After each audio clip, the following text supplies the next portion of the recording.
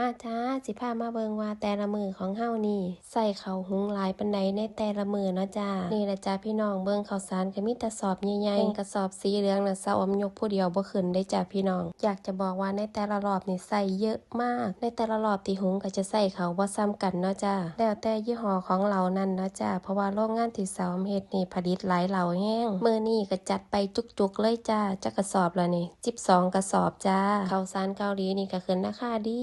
ปีนึงบ่แม่นปรับขึ้น2-3เทื่อพุ่นบ่ถ้าแม่นประเทศไทยเฮาเขาขึ้นราคาแบบนี้เรื่อยๆคือจะดีเนาะจ้าเกษตรกรเฮ็ดไร่เฮ็ดนาเฮ็ดสวนจะได้รวยคือคนเกาหลีแน่เนาะจ้าวันนี้บ่เว้าหลายกลับมาเรื่องงานของเฮาต่อนะจ้าข้าวที่โรงงานใส่ก็บ่ได้ใส่ข้าวขี้หงขี้หายเด้จ้า